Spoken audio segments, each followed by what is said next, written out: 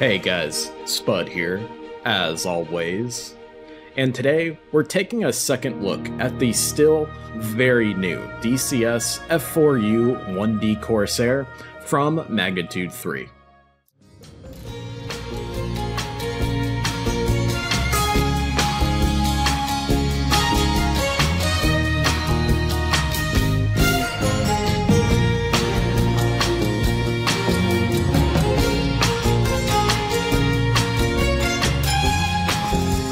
Like any DCS World module, the Corsair had some issues upon launch, and there was clearly some work that still needed to be done.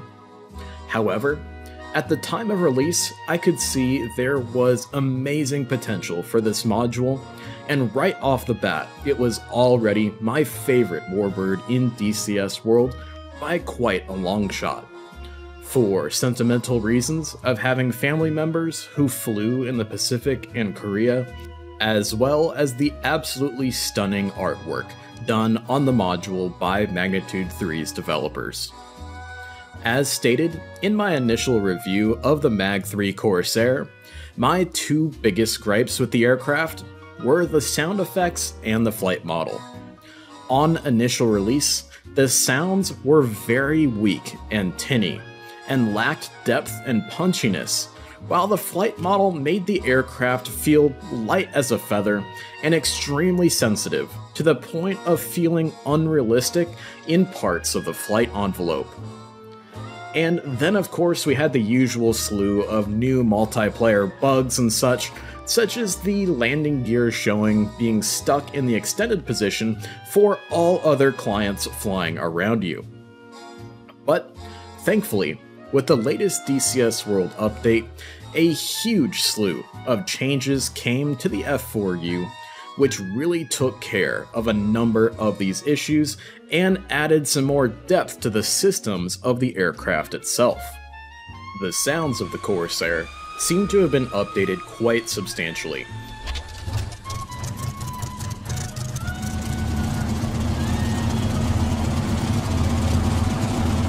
Which was R2800 music to my ears, with some added depth and punchiness to them. There also seems to be a bit more audio feedback with the sounds of the prop at different RPMs as well. But I think the prop sounds are slightly exaggerated a bit too much on the ground with the canopy open. But that's a super small gripe, especially with the sounds overall still very much being a work in progress. And while all of this is a big step in the right direction, I would still love to see some additional bass and depth to the engine sounds. I want the sounds of the engine to intimidate me, not remind me of a little Russian M14P. The most significant and probably most important change with the latest update is the flight model of our F4U Corsair. And this is such a massive welcome change that I hope gets more DCS World players into Magnitude 3's beautiful rendition of Whistling Death. The flight model now makes the aircraft feel much more weighty and less bouncy and overly sensitive. But she is still very sensitive in what feels like the right places now, such as rotation off of the runway, where your left-turning tendencies are going to be at their height, and of course right when you leave the deck with a very heavy Corsair loaded with bombs and rockets at a very high power setting. While the tuning of the flight model affects all three axes of flight in your Corsair, it's probably most notable and welcome in the yaw axis, and your nose won't be jumping left and right just by looking at or just thinking about your rudder pedals now, which is an absolutely massively welcome change and will make shooting down zeros a heck of a lot easier now. It would be very interesting to get Magnitude 3's insight on this next bit, but in my opinion, I don't believe that it was really the flight model that was necessarily the problem on the Corsair's initial release, but rather how our flight sim controls and inputs interacted with that flight model, which seems to be the trickiest and most subjective part of the coding of a DCS World module. and I believe this is borne out by community member MHM21 on the ED forums, who compiled some testing points comparing the performance of our DCS F4U-1D to various models of the real-life aircraft's performance.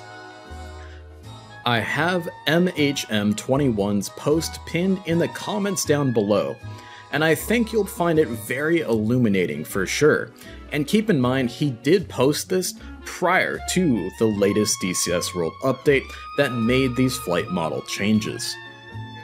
Another thing we have to keep in mind when it comes to flight model creation and then subsequent tuning within DCS World is performance charts and figures of the various aircraft we have in DCS come from their real-life counterparts.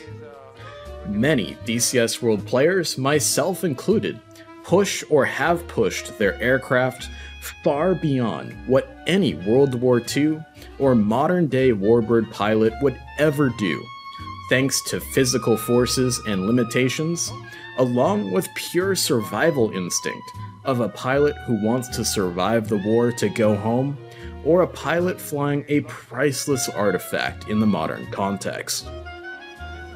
This means that it's much easier to create a flight model in DCS World for flying within the normal flight envelope, and less data exists for additional tuning towards the extremes. And we see this in every DCS World aircraft and helicopter to date. And we usually see flight model tuning start from the middle and then work its way outwards towards the extremes over time. So guys, if you've been holding out on acquiring the DCS F4U-1D Corsair from Magnitude 3 for some additional updates and improvements to the aircraft, I believe it is now time to hop in and try her out. I truly mean it when I say that the Corsair from Mag 3 is my favorite Warbird in DCS World by a long shot, for both personal reasons and because of the actual module we have in DCS. So if you don't mind, I'm gonna go fly her over the new World War II Marianas map and rewatch the Pacific for the 10th time now. So we'll see you in the next one, guys, and if this video helped you out, please leave a like and a subscribe, and enjoy this beautiful game.